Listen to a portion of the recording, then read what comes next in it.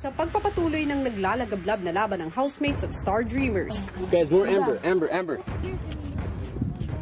Go, more. Go. Unang beses na kiniskis, umapoy pero ginalaw ni Andre. Hindi dapat yun galawin muna. We need Amber, guys. We're lighting it on big stuff. We need Amber.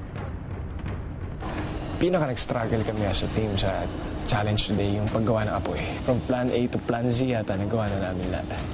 Hindi pa, wala pa. Gawa ng dam. Kaya natataranta. Marami naman. Ang hirap po talaga. Sobrang tagal po namin.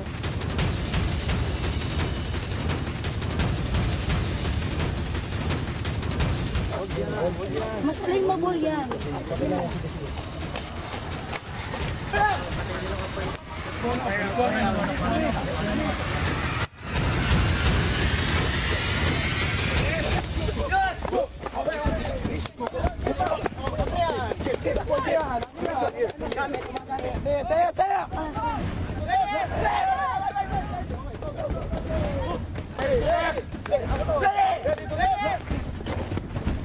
Stay first.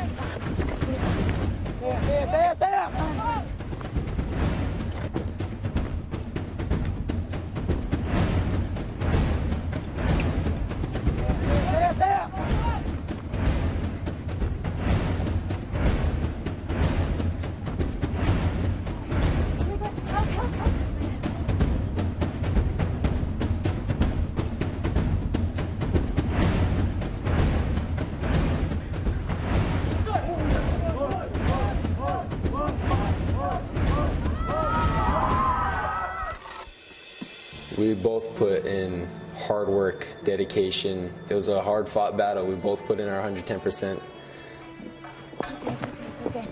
Careful. Paano ha? Okay lang kayo? Sa pagtatapos ng araw ay isang ceremony ang naganap upang formal na i-anunsyo ang nanalong squad. Binabati ko kayo housemates at Star Dreamers dahil nalampasan ninyo ang matinding training ng Armed Forces of the Philippines. Congratulations! Pero sa huli, ang nagwagi sa Ultimate Pinoy Big Battle ay kayo, Star Dreamers. Dahil dyan, isa sa inyo ay magpo-crossover papuntang PBB House. At housemates, mayroong lalabas sa inyo sa linggong ito. Kaya kuya, kahit natalo po kami, kahit mawalan po kami ngayon ng isang tao, kuya, for the rest of our lives, maaalala po namin yung isa't isa. I think that's one of the important parts of this challenge po, kuya.